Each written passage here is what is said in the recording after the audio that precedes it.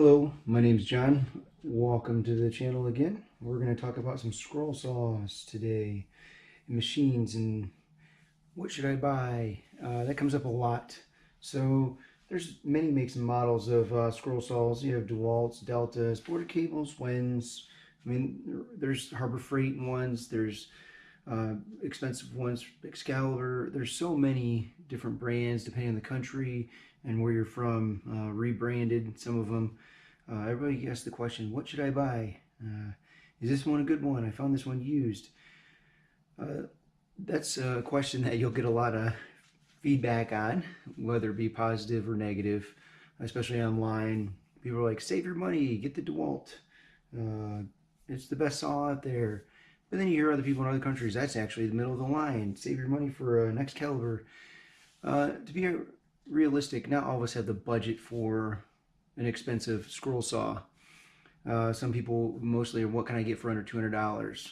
And you know, you kind of, the popular ones out there would be like the Win or the Porter Cable. Lowe's carries that. You can get the Win on Amazon. There's a bunch of other web pages out there. The reality is, it's not just the scroll saw that you're necessarily figuring in your budget. You also got to figure out the stand. Where are you gonna put it? You gonna put it on a workbench, or are you gonna get a specific stand for it? Do you have like a cabinet, an old desk or something that you could stick it on? Those are some things that you also had to figure in your budget. More blades, maybe a light to go over it, like I have over mine right here. Some people have low magnifying glasses with lights they clamp onto the table if their eyes aren't so good. Those are just a few things that you may need to also keep in mind. Well, one more also, the foot pedal, which I will show you in a few minutes. My thoughts on these are really, the Win is not a bad scroll saw, neither is the Porter Cable. There's people that get frustrated with changing the blades. There's,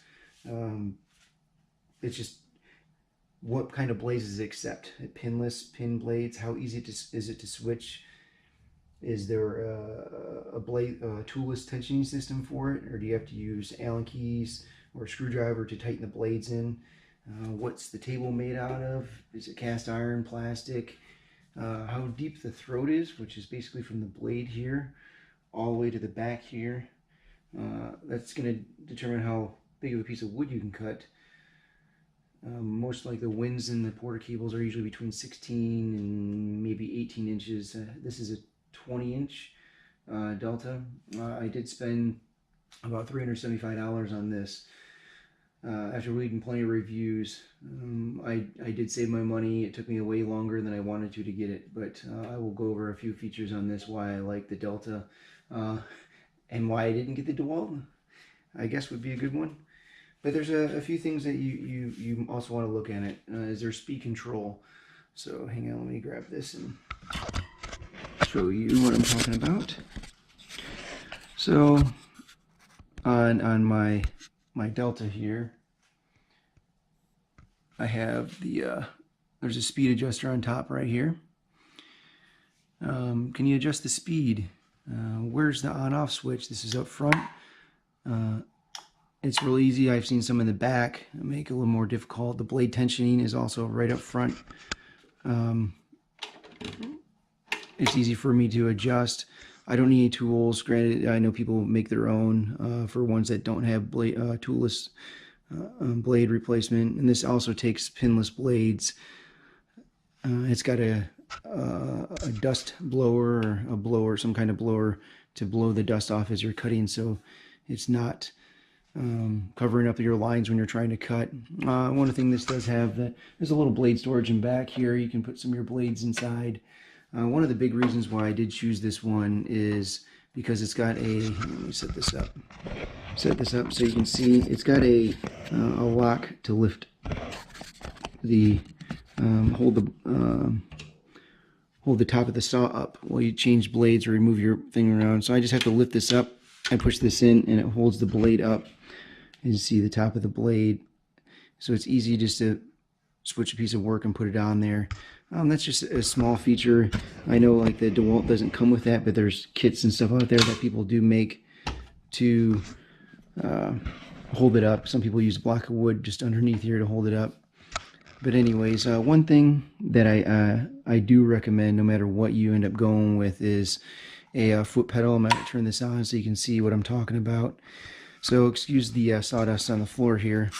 But you see I have a foot pedal, and there's a couple different kinds. Where you push it and it turns on and it stays on, and you have to click it, begin to shut it off. Or like this one right now, the way I have it set up is as I step on this, the saw goes, and as soon as I let go, it'll shut off. This makes it very handy for safety reasons. So when you're up cutting, if I have it down, it's going. As soon as I let go, it stops. I don't have to worry about reaching up here, taking my hand off the wood as it's still going. It's just a very handy feature for me to have. Going into the blades, people are like, oh, you got to use spiral blades. You can use spiral blades, you can use straight blades. Some people prefer others. I can tell you spiral blades are way harder to cut straight lines. Out of experience, I know people that's all they use is spiral blades. So what is a spiral blade, and what's the difference between a spiral blade and a normal blade, and then the difference between that and a pin and pinless blade? So if we come over here, one thing again that you're going to have to figure into your budget is whether or not you want a variety pack. So the blades that usually come with the scroll saws are usually not the greatest. All right, they're pretty cheaply made. I do use Flying Dutchman blades. I have not tried Pegasus, but I know they're very good blades as well. Those are probably the two biggest brands that anybody will really recommend to you. So I think I got this one on Amazon. I do believe it was $15, $20. Came, as you can see, with 5 different blades. This was the spiral blade, and I did use quite a bit of those in the beginning because I thought it was easier, and it is for certain things. But now I'm definitely getting into other blades and sizes, and that's all going to be based on what you're cutting, how intricate your cuts are, how small. And these are all pinless blades. There's no pin in the top. And what I'm talking about with a pin blade is, if I bring this down, you can see there on the top of this blade, there's just a little pin that goes through. And then on a pinless blade, as you can see, it's just straight. All right, there's no pin on the top. Now, some of the cheaper ones, they only use pin blades. They may make kits and stuff like that to go to use pinless blades. The pin blades are going to be way easier to mount. Now, what does that matter to you? Well, first off, I have not ever seen a spiral blade that has a pin in it. It just doesn't work out for them to be able to put a pin in. Let me grab a spiral blade here. So this is a spiral blade. There's just not very much room on top. You can see how much fatter this blade is because they have to have the pin in there. So you can't really use spiral blades. I really, to me, honestly, I would go with a pinless system. There's more options for blades out there. You can do more intricate cuts. And so getting into what I'm talking about is, if I bring this, and please excuse, this is one of my first pieces I did, and that's all I really have for you to compare and see right now. So on this tank, as you can see, my wheels are very not round. This was a learning in progress. So if you go up to like these lines right here, if you see the pin blade, they are not going to fit through these lines, no matter which way I turn it. Again, they may make a little bit smaller blades than what this is, but this is just kind of giving an example. Even some of these holes right here, they may not fit. They're just too small. They may make it into the wheels, or barely. It's a little tight. Versus if you have a pinless blade, you can see that, it easily goes in there. I have plenty of room. I can even wiggle it back and forth, side to side. My drill holes are a little big on this because I didn't have small enough drill bits in the beginning, but it still turned out decent for what it is. But again, this is smaller, and if you're going to get some intricate cuts that are smaller, fine detail, you're going to run into the issue with pin blades versus pinless. Now, if you're doing something a little bit bigger, the openings are larger. Like this is made out of pallet wood. I think it's about 3/4 of an inch.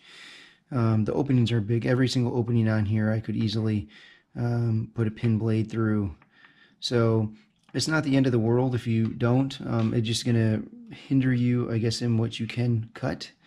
So that's why if you want to start and that's all you have and that's all you can get, there's no, you may want to look into different blade retention system. They make a few for them out there aftermarket wise from different companies.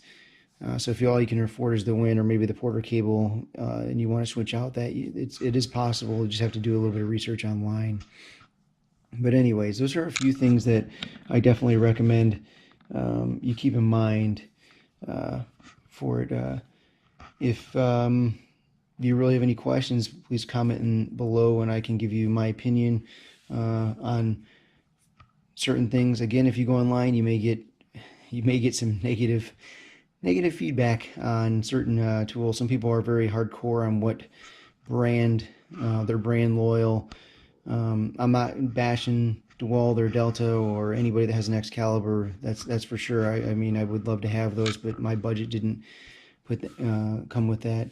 A few things else that you may need to keep in mind for when you get a scroll saw. Like I said, besides the scroll saw is a stand, maybe a light to go over it. If you got bad eyes, maybe a magnifying glass so you can see better blades. Another thing that you may want to consider is also if you have a drill to drill the holes. To cut in between, you're going to have to cut drill holes, or you can also get yourself, I think this is about a $40, I think it goes a little bit more than that, but I spent $40 on this drill press from Harbor Freight. It's loud and kind of obnoxious, but you know what, it works. I don't need super precise. I'm not drilling through steel plates. Most time it's between 1/8, 1/4 inch, maybe 1/2 inch to 3/4 at the most that I drill through. I really don't do anything much thicker than that. But you may need that. Some sandpaper, and also if you're going to seal, you're going to want some kind of brushes, stain, polyacrylic, polyurethane. It depends on, I mean, there's so much sealants out there that you may want to use. So just keep that in mind in your budget, because there's nothing like going to the store, picking up a scroll saw for $400, coming home, realizing you need a stand.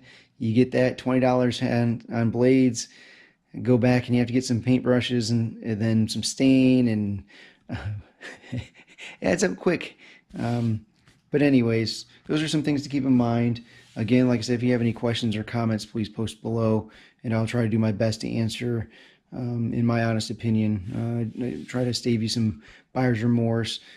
Like if you search your Craigslist, even Facebook, the marketplace, you may be able to find some good deals on there.